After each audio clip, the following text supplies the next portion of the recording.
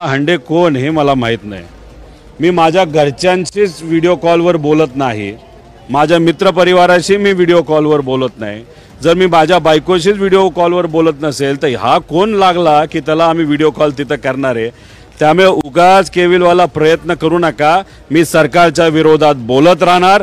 तुम्ही कितीही प्रयत्न केले मला कुठल्याही विषयामध्ये अडकवण्याला मी कोणाला घाबरत नसतो। त्यांना देवेंद्र फडणवीसांचा फोन आला असेल की जा आता जाऊन तिथं काहीतरी कर आणि त्यांनी तिथे सुरू करायला लागले असेल। देवेंद्र फडणवीस साहेब बोलल्याशिवाय काहीच करत नाही आणि सरकारच्या विरोधात मीच एकटा तिथं बोलत असल्यामुळे आता सरकारची अडचण झालेली आहे। प्रत्येक दिवशी एक कुठल्या तरी कुठल्या नेत्याची चूक तिथं मी काढतोय म्हणून कुठेतरी मला याच्यात फ्रेम करायचा प्रयत्न तिथं केला जातोय। सरकार तुमचं आहे, तुम्हाला SIT फॉर्म करायची नाही तर काही तुम्हाला करायचे ते तुम्ही करा।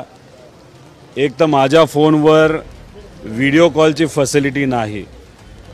आता मी सरकारच्या विरोधात आक्रमक पद्धतीने बोलतोय, रोज एका मंत्र्याला अडचणीत आणतोय आणि त्या दृष्टिकोनातून तुम्ही जर माझं नाव घेऊन मला अडकवण्याचा प्रयत्न करत असाल तर आम्ही काही दूध खाऊ नाही। आम्ही कुठेही काही चुकीचं केलेलं नाही।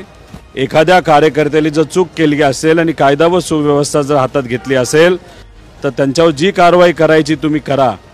जो कायदा व सुव्यवस्था हातात घेतो त्याच्या पाठीशी आम्ही कधी नसतो, पण तो जो कार्यकर्ता आहे त्याला मी आधीपासून ओळखतो, मी काही नाकारत नाही। आणि अशा अनेक धनगर समाजाचे सामाजिक कार्यकर्ते इतर समाजाचे कार्यकर्ते माझ्याबरोबर असतात, पण कुठल्याही कार्यकर्त्याने जर उद्या जाऊन काही चुकीचं केलं त्याच्यामुळे नेता नाहीतर जो त्याच्याजवळ असतो तो त्याला जबाबदार असतो असं नसतं।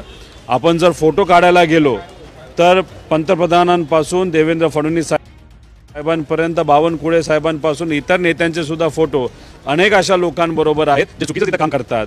बावनकुळे साहेबांचा फोटो एका ड्रग्ज माफिया बरोबर आहे। पंतप्रधान साहेबांचा फोटो जो सट्टा खेळणारा जो व्यक्ती असतो त्याच्याबरोबर तिथे आहेत।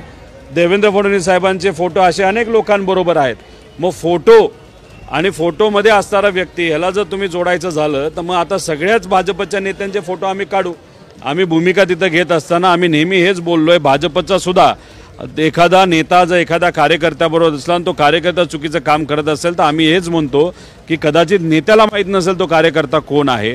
त्यामुळे या विषयाच्या बाबतीत तुम्ही फोटो दाखवून जर मला फ्रेम करण्याचा प्रयत्न करत असाल तर मी तिथं असणाऱ्या सर्व भाजपच्या नेत्यांना म्हणतो आणि देवेंद्र फडणवीस साहेबांना म्हणतो याच्यात SIT फॉर्म करा। व्हिडिओ मी केला होता का, फोन मी केला होता का, काय खरं ते लोकांसमोर तिथं पुढे येऊ द्या, पण मी फक्त सरकारच्या विरोधात बोलतो म्हणून मला अडकवण्याचा जर प्रयत्न केला जात असेल तुम्हाला किती डोकं तुम्हाला आपटायचं आपटा, काय कारवाई करायची करा, तुम्हाला कुठेही त्या ठिकाणी काय सापडणार नाही आणि मी सरकारच्या विरोधात लोकांच्या वतीने तिथं बोलतच राहणार।